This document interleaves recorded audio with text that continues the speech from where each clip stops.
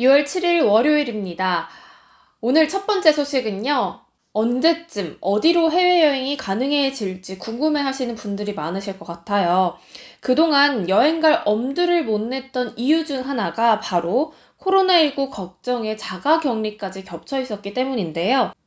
해외여행을 가려면 우선 나라에 따라서 좀 다르지만 상대국에서 일정 기간 격리를 해야 하는 경우가 좀 많습니다.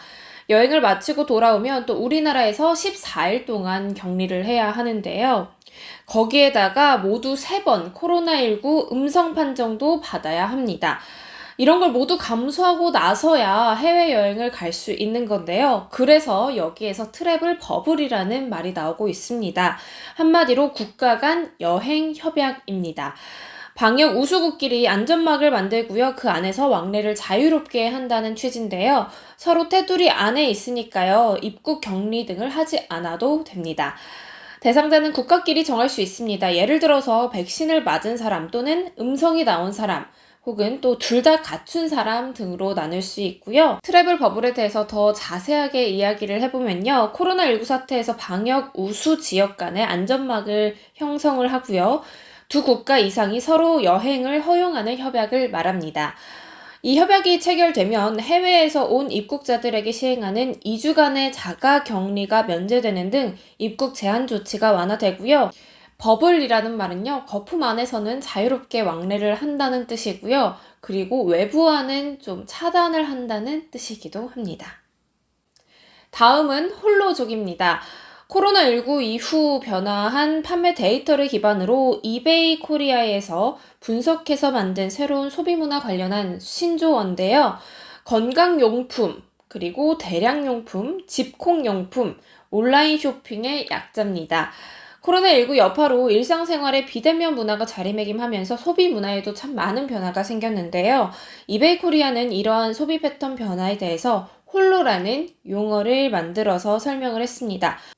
홀로는 한동안 소비 시장을 이끌었던 욜로와는 달리 온라인 쇼핑을 통해서 물건을 대량으로 구매하는 소비 형태를 말하는데요.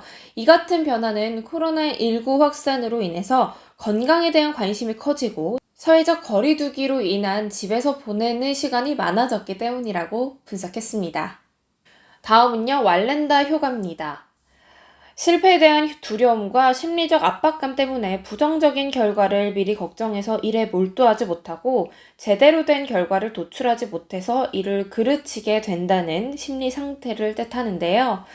이건 미국의 유명한 공중 고개사였던 칼 왈렌다의 이름에서 유래된 말입니다. 칼 왈렌다는 세계 최고의 고공 외줄타기 고개사로서 단 한 번의 실수도 허용한 적이 없는데요. 은퇴를 앞둔 마지막 공연에서 37m의 높이의 건물에서 추락해서 사망을 했습니다.